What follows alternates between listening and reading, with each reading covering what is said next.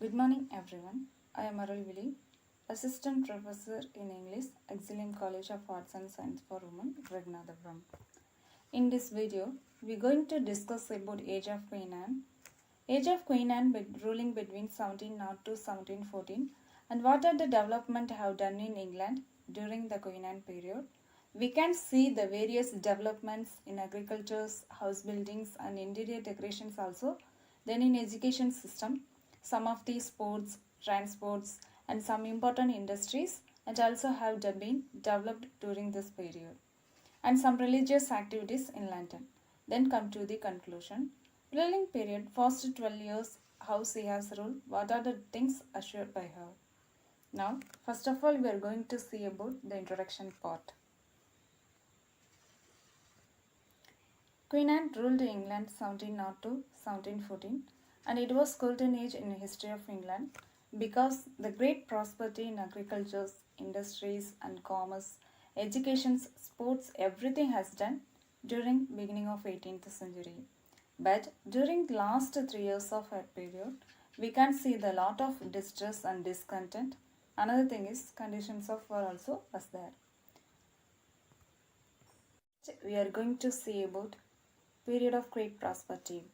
Mainly in agriculture during that period, wheat was first important food which was developed and harvested very good manner and it was given to the people. Next important is rye, barley and woods. Exchange of agriculture products between one district to another. Example, corn and cheese. Corn come from Ghost and Campshire places. Cheese come from Cheshire and western countries. Next slide, we are going to see social hierarchy. It consists of fourth. One is the duke, second one the squire, third one the yeoman, fourth one the freeholder. Who are the tenants of the former is the duke, the squire, the yeoman. Three people's tenants of the former. These are working rich people's land. The duke, rich live like prince. The squire had a less number of income only 200 or 300 pounds a year. The human comparing to the square, human's population is more. The freeholder had a vote for parliament. The former tenant has the votes in favor of the candidates in whom he was interested. All these things we can see in the works of Addison's Coverley essays. In that Addison's created the character Sir Richard T. Coverley as a typical squire of the time. Then come to the education system during 18th century. Only few public schools like Eton, Winchester, Westminster. These three schools patronized by aristocracy. Squire, yeoman, shopkeeper, sons, peoples went to nearby grammar schools. Wealthy families as private chaplain were employed to teachers as their own private teachers.